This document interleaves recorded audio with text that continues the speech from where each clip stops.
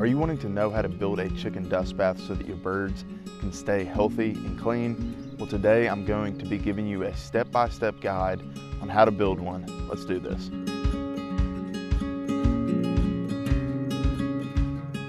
Hey y'all, welcome back to the homestead. My name is Dirk, and if you've never visited this channel before, it's all about educating and inspiring you so that you, your garden, and your homestead can thrive. All right, y'all, so here are the items that you're gonna need to build a chicken dust bath. You can get a plastic tote, and this is a fairly cheap one. You can get more expensive ones, but in order to keep this cost efficient, you can buy a cheaper one with the lid. You'll need a jigsaw. I don't really know another way to do it. You could do this by hand to cut the hole in this tote, but this is gonna be the best tool for that. And then you're also gonna need Diatomaceous earth. This is food grade. This is Harris brand, but you can get this at most of your feed supply stores. The other ingredient you're gonna need is actually some of your own native soil. Ours is kind of sandy, which is gonna be a great ingredient to the dust bath. And the third ingredient will be wood ash, and we don't have any, so first things first is we need to build a little fire.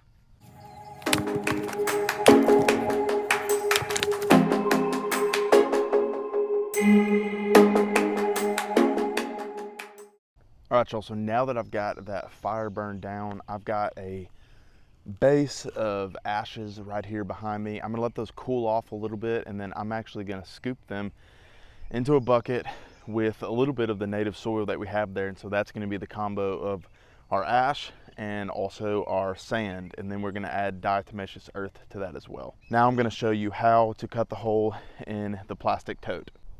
All right, so I'm here at my plastic tote, and when you're cutting the hole in this, you wanna make sure you leave a fairly large lip at the bottom. That way when those birds get in there and do their thing, that they're not throwing out all of the materials that you've put in here. So again, you want maybe a few inches at the base. And to start it, we're just gonna kind of poke a hole. And the reason I'm doing that is so I can get my saw blade in there. And so now we're gonna cut that hole in it, and we're just gonna do a square. Again, you don't wanna cut all the way up to the top, nor do you wanna cut all the way to the bottom. You just want a big enough square for that bird to get in.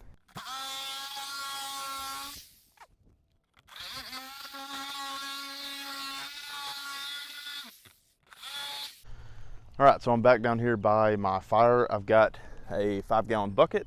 This is where we're gonna mix our materials. My diatomaceous earth. I've got a little transfer shovel, and I've set those logs aside because we've got enough ashes to do the job for what we need it for. So what all I'm gonna do is I want to scoop these ashes up, obviously without them blowing away. They are a little hot still, and so I wanna make sure I've got a little bit of sand and stuff in there.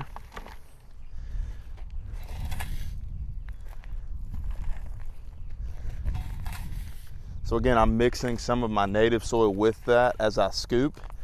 That way, again, we're getting that good mixture for the birds to have a great dust bath. Also, scooping some of this native soil is going to help cool off that ash and charcoal.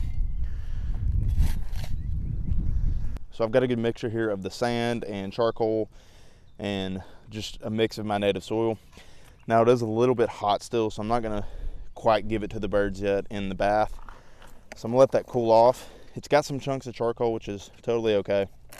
Now what I'm gonna do is I want to add diatomaceous earth. This is gonna help kill any of those mites and stuff that are bothering those birds, and the sand and charcoal and the diatomaceous earth all mixed together is just a great combo for the birds to stay clean, keep the mites off of them, and just that way they're happy. So we're gonna mix a good amount. I'm doing about thirds, I'd say. 1/3 soil, 1/3 ash, 1/3 DE, and I'm actually going to mix it with my shovel because it's a little bit hot still. All right, so once you've got that good and mixed, make sure it's cooled off before you put it in that plastic tote. But what you can do actually is make sure and put the lid on that plastic tote. Now you can either leave this outside of their coop, You can also put it inside their coop. It's up to you. I've currently got it outside because I have that lid on. It stays nice and dry. You want this in a dry location. Now, with the lid, I actually put screws through the top of the handles just to keep that lid nice and secure. I don't want it coming off. And so I did that on mine, but obviously you could use clips or zip ties or whatever you wanted to. But basically from there, put it in your coop, put it in the location where your birds hang out, and let them enjoy the dust bath. And so if you found this video helpful, guys, click that like and subscribe button. We'll see you in the next video. Happy growing.